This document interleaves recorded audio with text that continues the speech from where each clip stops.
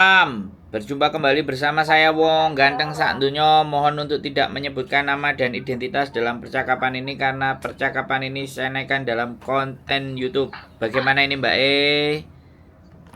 Oh iya, kemarin pas telepon Mas Sandro kan nggak diangkat. Ya, Terus gimana akhirnya gimana telepon, gimana? uh-uh. Terus akhirnya telepon ke Mbak Yuri. Hmm. Terus sudah diangkat? Udah, yang kemarin tanya tentang persyaratan mau keluar negeri itu, Persyaratan keluar negeri? ya itu ada sepupu yang mau berangkat, terus pengen kesini gitu, tapi dia non-aid. Terus tanya-tanya syaratnya apa aja gitu. Wah, udah beres berarti ya? Udah, Udah aman tapi ya? nggak tahu anaknya itu kan aman-aman. Anaknya kenapa? Cuman kan karena belum pernah kerja, dia masih non, jadi nggak tahu mentalnya nanti gimana. Saya takutnya kayak anak-anak yang lain 2 minggu 3 minggu ngebreak gitu. Suruh nonton nih konten. Kalau Iya, udah tak kirimin, banyak tak kirimin tuh konten-konten Mas Sandro. Takutnya gitu nanti sampai sini terus menye-menye gitu. suruh nonton konten, suruh kasih tahu kalau makanan di sini makannya cuma roti, sehari bisa makannya semangkok, nggak bisa sepiring, nggak kenyang. Terus majikannya cerewet, dianya belum bisa bahasa, tertekan hati dan perasaan. Nah, sampean bilang Iya, kayak itulah. gitu, nampani duit 9 juta ini nggak segampang apa yang dirasakan. Yang dilihat kan cuma hari Minggu aja. Senin sampai Dari Sabtu. bagian kita ya. Senin sampai Sabtunya itu suruh nonton konten. Terus kemarin, Gimana? iya, terus disaranin sama Mbak Yuli kalau masih non-ed, sekarang kan proses kehukuman kan agak sulit nanti yang non-ed kan. Hmm. Terus Mbak Yuli bilang, sini aja, mana yang cepat gitu, Singapura atau Taiwan gitu, cari pengalaman kan sama-sama cari uang gitu. Singapura, Taiwan itu memang lebih cepat daripada di Hong Kong. Iya. Dan di Taiwan juga agak lebih longgar katanya, tapi katanya sih saya nggak tahu fixnya karena saya nggak pernah jadi PRT di Taiwan. Kalau PRT di Hong Kong saya pernah 4 bulan. Iya. Oh ya Mas Sandro, untuk potongan rata-rata berapa ya Mas Sandro? Kenapa? Untuk potongan berapa biasanya? Potongan itu kalau sekarang hampir rata-rata semuanya sama. Maksimal di 2.300 itu sudah mau mentok paling mahal. Oh paling mahal, udah 2.300 Ya, itu tapi udah paling kalau mahal. misalnya mereka dicasnya lebih dalam artian misal sampai 2.500, 2.800, apalagi 3.000 ya kembali lagi ya tinggal dilaporin aja. Terus yang kedua, kadang-kadang anak-anak kan minta uang saku. Iya. Minta Itu uang pasti itu. saku itu kan ya artinya ngutang. Ngutang lah, nek minta uang sakunya cuma 5 juta, tapi kemudian dibebani misalnya ada tambahan 500 kali 6, 3.000 Hongkong dolar itu 6 juta. Iya. Jadi ini minjemnya 5 juta, balik nonnya 6 juta lah, kayak gitu tuh Mbak. Oh iya, itu yang nggak disadari sama orang-orang ya. Iya. Berarti rata-rata potongan 23 itu kali 6 bulan ya? Oh, betul. 6 bulan. Rata-rata potongan 6 bulan. Iya, kemarin tanya sama Mbak Yuli, berarti itu syarat-syaratnya harus dikirim lewat PDF gitu ya? Ya, kalau itu kan proses melalui dia. Kalau di PT-PT, kalau dia nanti masukkan ke PT atau dia mau carikan majikan dulu yang non, ya nggak apa-apa, dia bisa carikan majikan di non, nanti sampean baru masuk PT-nya. Karena ya dia kan ada jalur dengan majikan. Iya. Oh, gitu ya. Cuman kan karena bahasanya juga yo piye kan, mau nggak mau kan kalau Iya. sama majikan kan mesti ngepasin dulu, terus rekaman dulu, video Iya, iya. ISUJK kan belum bisa ditawarkan, tapi kan data-datanya Iya. baru diserahkan sama PT. Jadi kalau di sini tuh ibaratnya bagian nyari majikan, Iya.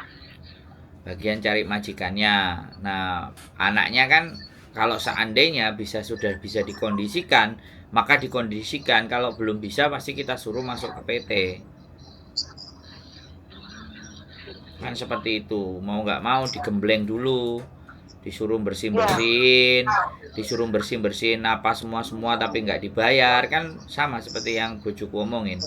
Pokoknya kalau di PT itu siap-siap 6 bulan 7 bulan itu sudah isinya cuman belajar aja, nggak dapat duit, malah ngeluarin duit, ya kan. Nah, belajarnya tinggal niat apa enggak. Kalau belajarnya juga nggak niat, terus belenyean, ya harus banyak yang dikorbankan, intinya kan seperti itu. Nah, itu dia. Nah, intinya kan dari rumah udah. Iya, kalau non itu begitu, wis intinya itu soro, Mbak. Soro lah. Wis kalau di PT-nya dia soro dan dia bersabar dengan kesoroannya, maka ya mudah-mudahan tembus. Saya aja kemarin anak non X-nya Malaysia datang ke PT itu baru berangkat 9 bulan, Mbak. Coba hampir 10 bulan, 9 bulan. Itu pun anaknya juga Malaysia ya? Hah? Padahal udah ex Malaysia ya? Iya, ex Malaysia. Ex Malaysia ya dianggap non. Iya. Ex Malaysia dianggap non. Gitu. 9 bulan. Lama juga ya? Iya, ya lama banget ya. Perih, Mbak. Wani perih gitu loh. Itu pun nanti masuk ke Hong Kong pun. Nah, tambah perih meneh. Jadi kalau di total itu ya 3 tahun itu masa adaptasi, Mbak. Iya.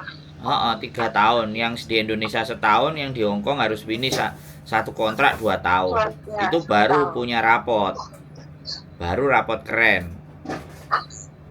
Wah, itu berat ya. Wah, saya bukan ngomong bagaimana ya.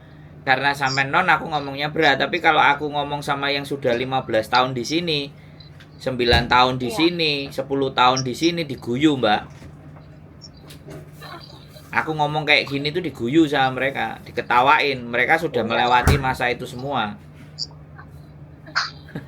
Udah ngalamin masa yang saya omongin dan hampir 90%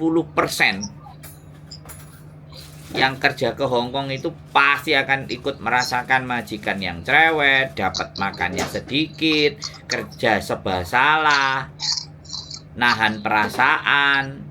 Wah, itu 90% dipastikan. Makanya kalau sudah siap, jangan cuman siap nerima 9 jutanya.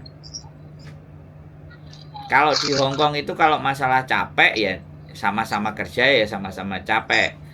Tapi kadang karena orangnya bukan orang kita, sehingga diajak omong-omongan ini kan angel. Soalnya kita kan nggak ngerti bahasa nih. Akhirnya kan ngempet. Diempet-empet terus akhirnya berojol, terus depresi, terus mulai, Mbak. Kaclek. Jadi kayak gitu. Makanya ya itu cek gangguan dengan majikan loh ya. Belum nanti yang di rumah minta kirim. Nah, belum lagi nanti di sini kena modus diiming-imingi koncone karena dia baru nggak ngerti apa-apa, utang bank lagi lah, wes. Jadi tantangannya itu ngeri, ya kan? Lugu polos nggak pernah libur, begitu libur dapat temen, lah kok temennya bajingan. Dimodusin, dikasih makan, dikasih apa semua dibaik-baikin, jatuh 2 bulan, keluarga aku sakit, operasi, aku pinjem paspornya dong, aku mau ngutang duit, tolonglah, nangis-nangis, orang Indonesia nggak tegaan, ya udah berangkat, dicicilnya dia cuma sekali, sisanya kita yang bayar. Remuk, Mbak. Lah ya, itu yang paling menakutkan itu. Wah, itu terjadi loh. Dan aku nggak tahu, selalu ada yang cerita aku ditipu temanku gitu loh. Bagaimana ya Mas, kasihan nggak tega, moncrot Mbak. Makanya tak baleni lagi di konten ini. Anak baru itu rawan jadi sasaran. Selalu, apalah, jangan sampai ngomong saya masih baru, saya nggak ngerti apa-apa lah. Kalau ketemu bajingan-bajingan kayak gitu ya udah dipepet. Tapi kalau kita sudah berapa lama? 10 tahun gitu aja. Dia lagi mikir, 10 tahun kok ketok ngah-ngoh. Makanya harus smart. Makanya nonton konten sebelum berangkat, banyakin nonton konten. Biar tantangan apapun, biar ada dua kemungkinan. Kalau dia takut, dia nggak jadi berangkat. Kalau dia berani, dia udah siap. Banyak pengalaman-pengalaman yang bisa diceritakan kan, yang ditonton gitu. Bisa diambil positifnya gitu loh. Karena di cerita kita itu nggak ada di PT, nggak ada dijelaskan di PT. Cerita di konten itu nggak ada yang diceritakan di PT. Ya bukan nggak ada sih, cuman sebagian. Nah kita di PT kan udah serius, stres ya, ibaratnya konsentrasi, dia ngomongnya 2 jam 3 jam ayo waleh. Tapi kalau konten kan sambil persiapan, hari ini didengerin 15 menit, besok didengerin gitu. Halo?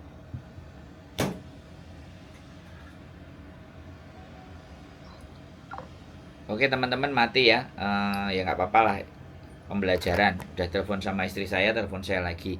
Oke, saya tak ngambil ondol-ondol yang sudah dianterin sama Mbak E di bawah. Keep stay tune my YouTube channel and see you next video. Bye-bye.